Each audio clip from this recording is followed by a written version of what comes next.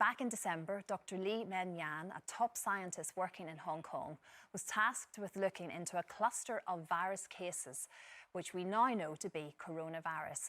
She claims she discovered a cover-up operation and that the Chinese government knew about the spread of the virus before publicly acknowledging the outbreak. Determined to share her findings with the world, she was allegedly forced to flee to the US for her own safety.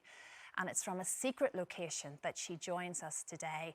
Dr. Yan, thank you so much for joining us. It's an incredible story that you have to tell. And like we say, you're a scientist, you're a virologist, you were working at the Hong Kong School of Public Health.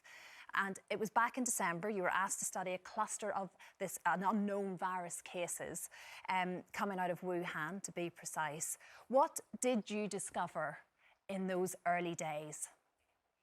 Hi, good morning. Thanks for having me. So first, let me briefly introduce the whole thing from the beginning. So I'm the medical doctor and also PhD who work in the University of Hong Kong School of Public Health in the WHO reference lab for both influenza and later the new coronavirus. So basically, I work with a bunch of the top coronavirus and also emerging disease experts in the world.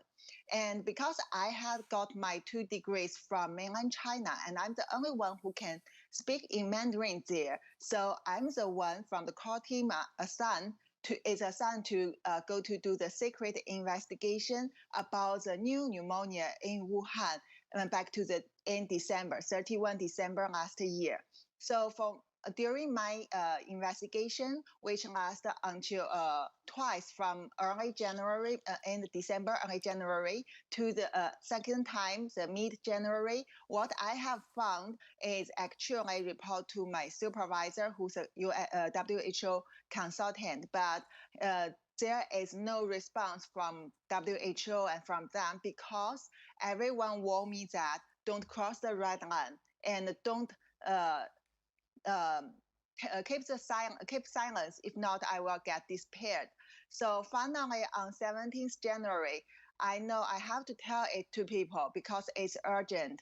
And then I turned to contact a very famous Chinese YouTuber based in US, Mr. Lude, and delivered a 5K pound to him, which was the first time it was told to the world, but it's in Chinese. That is first, China government was discovering the COVID-19 situation. The second thing is the whole situation is human-to-human transmission already exists.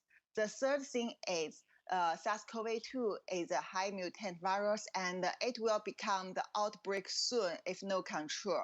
The fourth thing is the seafood market in Wuhan and all the intermediate hosts, these are the smoke screen. And the final thing is this virus is not from nature. This is based on the China Military Institute discovered and owned some bad coronavirus named ZC45 and ZXC21. Based on that, after lab modification, becomes a novel virus. So, sorry, Dr.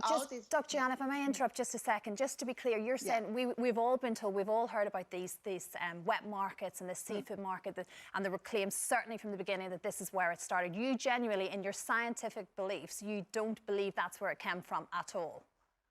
No, I have my intelligence from the CDCs in China, from the local doctors, from doctors and other people around China. So also based on my evidence, I work on vaccine and also virology, immunology in the University of Hong Kong. All these things get together clearly shown and now get verified. So these are the truths. All the other things are covered up. Dr. Yan, where does it come from then? It comes from the lab.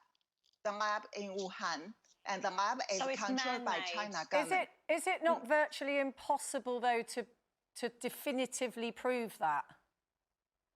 Yes, actually, I kept doing it from January, even before I leave Hong Kong. At that time, I didn't expose myself. But now my scientific report work with a small group of top scientists in the world in US. It will come to the world soon, very soon, I can tell you. We are going to publish it. There are 2 reports. The first one will come in several days. Okay. And it will tell people evidence, all the scientific evidence. And when you spoke out, did you worry about your safety? Oh, actually, from the beginning, I decided to deliver this message out. It was very scary at that time, but I know that's the thing I have to do because I'm the doctor, I'm the scientist. I cannot see it happen. I know if I don't tell the truth to the world, I will be regretful and I will lose the capacity for myself to tell the truth in the future. And actually, how did you get away? How did you manage to leave and get to safety?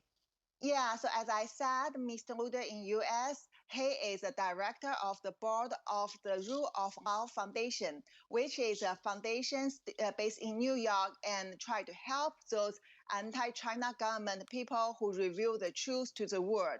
So I contact him and I keep working with him behind to tell the truth until late of April. China government targeted me and they basically tried to make me disappear. I got the information from Mr. Luder and the foundation and him helped me to manage to get the air ticket and also helped me secretly run away from Hong Kong. And just how did they try to make you disappear? What did they do to try to make you disappear? So this is some common sense for our Chinese people under the China government. We know that basically, like for example, to me, what they have done is delete all my information, especially those things positive for me online. And also they recruit people like cyber military to spread the rumors for me. For example, they said I'm a liar. I'm the one who know nothing, just keep hamster in the lab. And also they make up more lies to cover it up. And they control my friend. They control my family, life-threatening things. Finally, everyone has to admit, even I'm not existing. That's like how it happened to Hong Kong.